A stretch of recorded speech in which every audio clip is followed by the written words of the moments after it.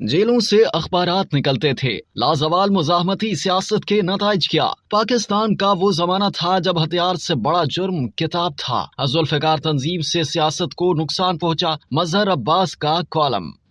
रोजनामा जंग के कॉलम निगार और सीनियर सहाफी मजहर अब्बास अपने कॉलम में मुल्क के एक आमरीती दौर में लाजवाल मुजाहमती सियासत पर रोशनी डालते हुए मौजूदा हालात पर अपना तजिया पेश करते हैं। वो लिखते हैं कि 5 जुलाई 1977 को माशाअल्लाह लगने के बाद जब सियासत और सहाफत दोनों ही ज़ेर आताब आए, मुल्क में सेंसरशिप लगा दी गई, तो सहाफियों और सियासी कारकुनों ने जेलों के अंदर रहकर अखबारात भी निकाले, रसाइल भी और पंफलेट भी, जिनको जेलों से बाहर कारकुनों और अवाम में तकसीम का काम एक बेलोज खातून माई नागोरी ने अंजाम दिया। कभी वो कराची प्रेस क्लब में किसी तकरीब में ये मवाद तकसीम करती नजर आई, तो कभी नमाज जुमा के बाद मसाजिद के सामने। ये वो जमाना था जब हथियार से बड़ा जुर्म किताब था, पैम्फलेट था और हुकूमत मुखालिफ अखबारात थे। कई दोस्तों को मैक्सम गोरकी की किताब मां रखने पर जेल हुई। सहाफियों की तहरीक में कई सौ सहाफी मुल्क की मुख्तलिफ जेलों में गए, तो उन्होंने संजीदा सियासी कारकुनों के साथ मिलकर लिखने पढ़ने का काम किया। सिर्फ सेंट्रल जेल कराची से 3 अखबारात जिंदान, तलवार और मुसद्दिक निकाले गए। इसके अलावा जब PPP के तर्जुमा अखबार मसावात पर पाबंदी आयद हुई, तो ज़ेरे जमीन रहते हुए कुछ सहाफियों और सियासी लोगों ने मसावात दुबई के नाम से अखबार निकाला। इसी तरह कोट लखपत जेल में जब वीकली व्यू पॉइंट की पूरी टीम, जिनमें मजहर अली खान, IA रहमान, हुसैन नकी और दीगर गिरफ्तार हुए, तो उन्होंने जेलर से दरखास्त की कि हमें एक टेबल और चंद कुर्सियां दे दें, जहां बैठकर वो व्यू पॉइंट तैयार किया करते थे। फिर वो किसी मुलाकाती के हाथों बाहर पहुंचा दिया जाता था, जिससे हुकूमत खासी परेशान थी।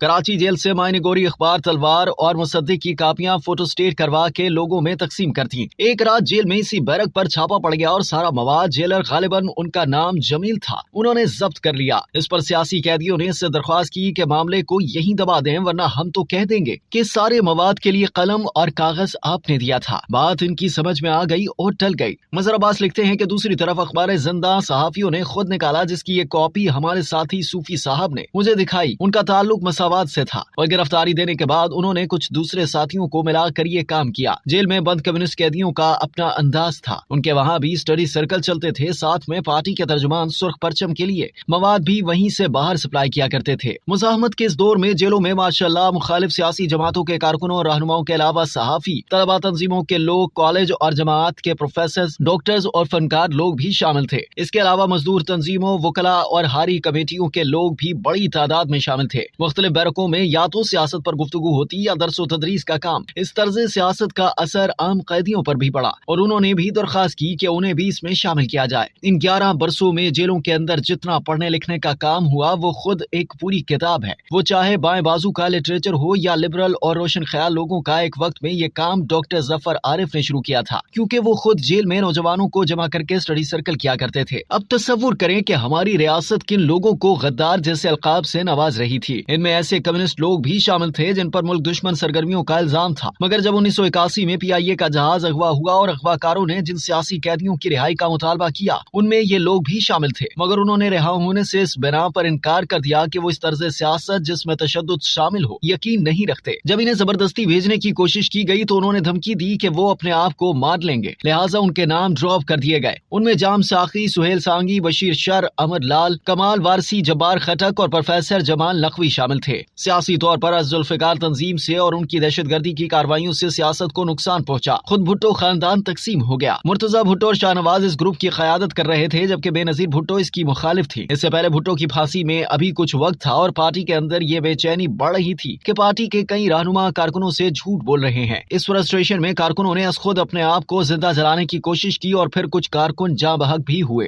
फांसी के बाद PPP के कोई 4 या 5 कारकुन फांसी चढ़ गए, जिनमें नासिर बलोच, अयाज समू, इदरीस तोती और उस्मान नुमाया हैं। मुज़ाहमती सियासत का एक अंदाज हमें उन बरसों में फनकारों और अदीबों में भी नजर आता है, जिनमें नुमाया नाम असलम, अजहर, मंसूर सईद, शाहिद नदीम, मदीहा गोहर, शिमा करमानी। इस लाजवाल मुज़ाहमती सियासत का निचोड़ तो ये था कि हम एक बेहतर जमहूरी माशरा कायम करते। 11 साल की आमरीत के खात्मे पर यह मौका सियासी जमातों और रहनुमाओं ने माजरत के साथ नाम नेहाद मुफाहमत के नाम पर गंवा दिया। न सिर्फ आमिरों की आइन में की गई तरामीम बरकरार रखी गई, बल्कि उनकी बाक़ियात को वजारतों से सरफराज किया। नवाबजादा नसरुल्लाह के मुकाबले में गुलाम इसहाक खान को सदर मुंतखब करवाया। सियासत नजरियात से कारोबार बन गई और अब ये नौबत आ गई है कि पार्लियामेंट फौजी अदालतों के हक में करारदाद मंजूर करती है और इंतजार है कि कब साबिक वजीर आजम को नाअहल किया जाता और फौजी अदालत से सजा होती है। वैसे तो हमारी आला अदलिया ने तारीख में एक वजीर आजम का जुडिशियल मर्डर किया, 2 को नाअहल और 4 माशाल्लाह को आईनी और कानूनी करार दिया।